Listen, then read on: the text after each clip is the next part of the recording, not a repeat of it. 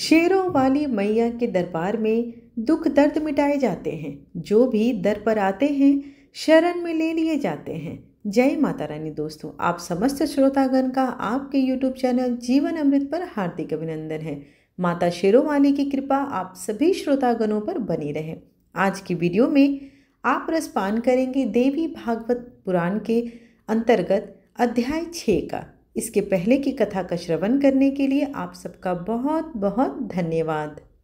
आप सभी श्रोतागण में जो पहली बार इस कथा को श्रवण कर रहे हैं वो आज की कथा का श्रवण करने के पश्चात इसके पीछे की कथा अवश्य सुने, ताकि आपको कथा समझ में आए, क्योंकि सारी कथाएं एक दूसरे से जुड़ी हुई हैं। आज के अध्याय में सती के साथ भगवान शिव का हिमालय पर्वत पर आना, सभी देवों का हिमालय पर विवाह उत्सव में पहुंचना, नंदी द्वारा हिमालय पर आकर शिव की स्तुति करना और शंकर द्वारा उनके प्रथमाधिपति प्रदान करना आदि बातों का वर्णन और उल्लेख इस अध्याय में वर्णित है। श्री महादेव जी बोले, हिमालय के श्रेष्ठ शिखर पर सती के साथ महादेव जी के आ जाने पर सभी देवगण भी वहां पहुंच गए। महर्षिगण, देव पत्नियां, सर्प, गंधर्व एवं राजाओं, किन्नरियां वहां पहुंच गए। सखियों के साथ मेरु दुहिता, गिरिंद्र वंदिता मेनका तथा मुनि पत्नियां भी वहां आ गई। परम आह्लादित होते हुए देवताओं ने आकाश से पुण्य वृष्टि की। मुख्य अप्सराएं नाचने लगी और श्रेष्ठ गंधर्व गान करने लगे।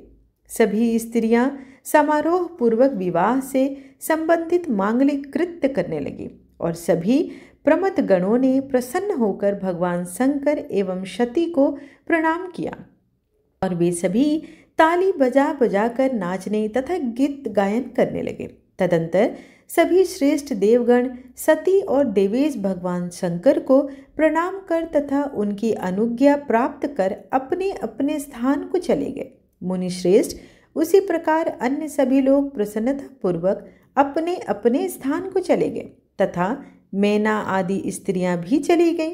परम सुंदरी कोमलांगी सती को देखकर मैना मन में सोचने लगी, जिसकी यह पुत्री है वह माता कितनी धन्य है। मैं प्रतिदिन यहाँ आकर सुमुखी सती की आराधना करके पुत्री भाव से इसे प्राप्त करने की प्रार्थना करूँगी, इसमें तनिक भी संशय नहीं है। इस प्रकार गिरजा पत्नी मैना मन में विचार करके त्रिलोक माता अंबिका को कभी भी नहीं भूल पाई। शंकर प्रिया सती के घर प्रतिदिन आकर वे उनके प्रति परम स्नेह भाव से प्रीति बढ़ाने लगी। तदंतर एक बार बुद्धिमानों में श्रेष्ठ ज्ञानी और शिव भक्त नंदी, जो दक्ष की सेवा में थे, वहां आए और उन्होंने भगवान महेश को भूमि पर गिरकर दंडवत प्रणाम किया।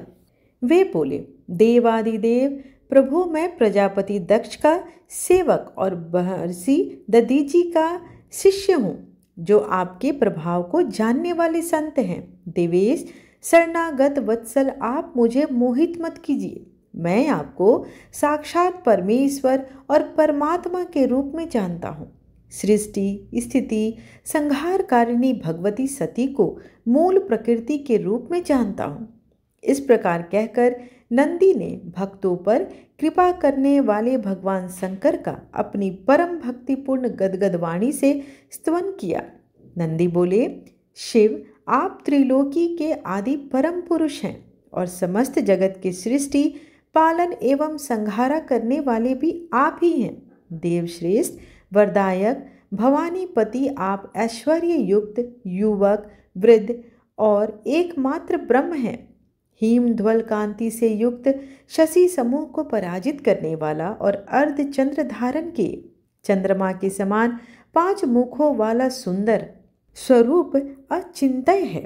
निर्मल नागमणि से सुशोभित सर्परूपी आभूषण को सिर पर धारण करने वाले और ब्रह्मादि देवताओं के द्वारा पूजित युग चरण कमल वाले आपको मैं नमस्कार करता हूँ।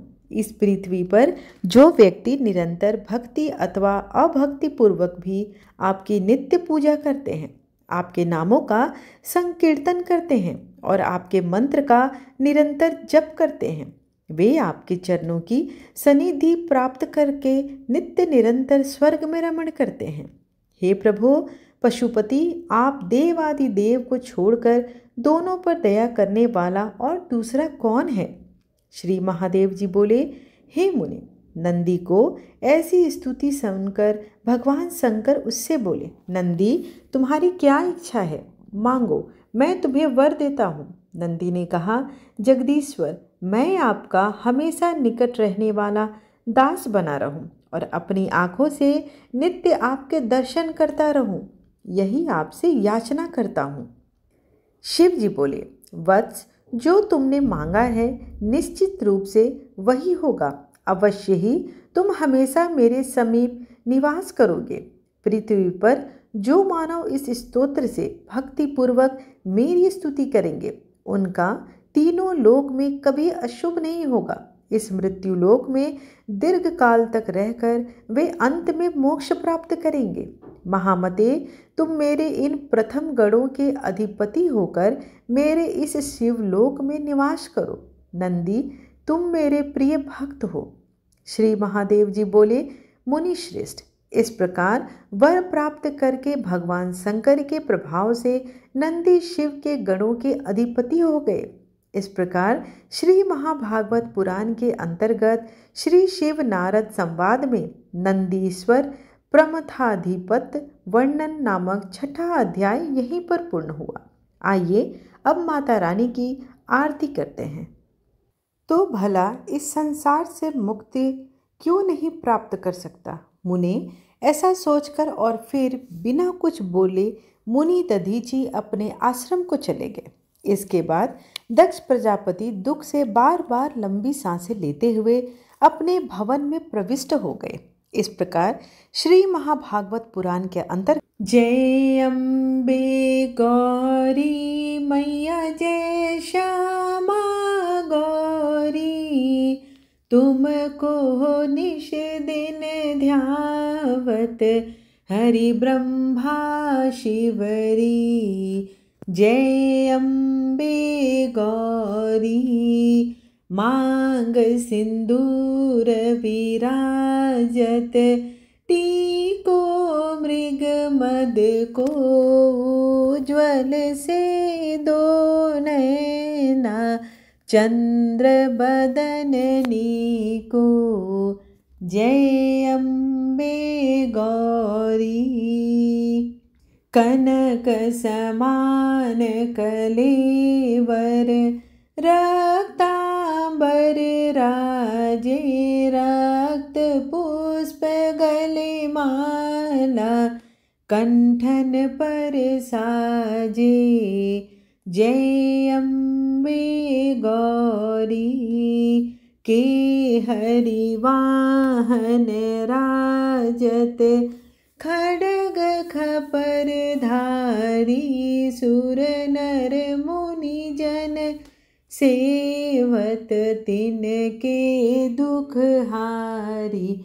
जय अम्बे गौरी, कानन कुंडल शोभित, नासाग्रे मोती, कोटिक चंद्र दिवाकर, समराजत ज्योति।